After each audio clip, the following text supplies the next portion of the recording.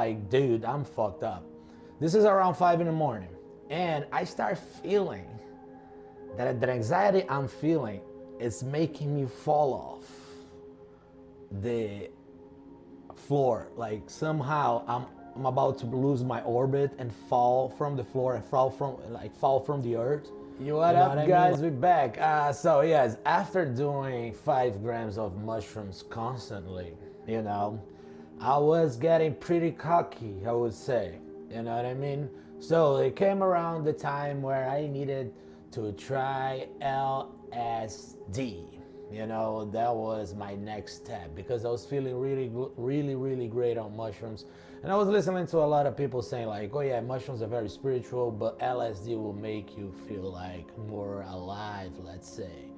You know what I mean? And they also had like the color thing, which I was already seeing on mushrooms. And what they were talking about like on LSD, I was like, I gotta try this. I gotta see it for myself, right? So I made like this big, I have this big expectation towards it the first time I was about to do LSD, so I bought it from, a girl that was a dealer that I knew when I was bartending, and she had great shit. So I set it up a day, understand it's very important that I was feeling very good on the psychedelics. I was like, all right, I do well with this. Everywhere I go, because I was already doing mushrooms. And another story that I gotta tell is like how I got married on 3 grams of mushrooms. This is another story for another day, but remember me to tell this. So I was like, all right, this is it. So I bought the LSD, and set it up the day for my house. And I work out, felt really good. And that was the moment. Took a dab of acid, put it in my tongue, and waited, right? Now, here what gets tricky. I had like 10 dabs. I bought 10 dabs for the girl because I knew I wanted to experiment, So I did a rookie ass mistake of taking a dab, waiting 2 hours. And I was like, this is not kicking in, man. It's not working. I probably developed some tolerance for this because I'm doing a lot of mushrooms. At the time, I was getting cocky about mushrooms. I don't know how to explain this. I was like, yeah, I can't handle it. So I was like, let me eat another one. Oh, man. So at that moment, that when I knew I fucked up. Because, I don't know, 2 hours later, let's say, because when you're doing these trips, man, you got to chronometer the trip so you know when you're peaking, all right, it's been 2 hours, because you're not going to remember, right? So I wrote in my hand, Daniel, you just took acid, so I could look at my hand and remember, right? And I wrote it like, just took acid, so I wrote it like 2, right? After taking the second dab. And man, it kicked in everything at once. So the thing was, I was in my house, right? And I'm chilling. I have my cats around me. I know there's not gonna be a problem. And then I discovered, out of nowhere, a series on Netflix called Love, Death, and Robots. This was the first season that was coming out. Somehow it showed up on my Netflix when I turned the TV on. And I was like, all right, let's see what this is. And it went on that episode, I think it's on the second season, where an old lady, it's trying to she has like a robot that cleans the floor, and then all of a sudden the robot turns into a killing machine.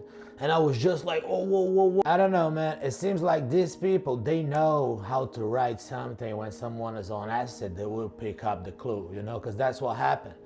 And then long story short, I start feeling very alive and very intense. Everything looks at it's really the series is very colorful, so I was like tripping my minds out, and I was hooked for at least 5 hours in. So I watched 2 seasons back to back. I let it go. I didn't even touch the remote. I was just in my couch oh. And then when I was about, I think, 8 hours in, I start feeling very anxious, and bad trip is coming my way, right? And I'm a scuba diver, I completed rescue diving, And I started doing like procedures to calm myself down because I was getting anxious. So I was like doing the breathing pattern, you know, breathe for 4, hold for 4, exhale for 4, all that jazz. So I was like, God damn, I am very fucked up right now. And you think you're in a tunnel that you're not gonna get out of it, right? And everything started getting dark, man. You think you're gonna die. All of a sudden, there's an episode of Black Mirror on TV. And the guy, like, I was like, oh my God, I'm staying here forever. And then all of a sudden, this guy on TV says, you're gonna stay here forever. And it's just echoing my mind. So I'm tripping, I'm nervous, everything feels wrong at the moment. And I'm like, dude, I'm fucked up.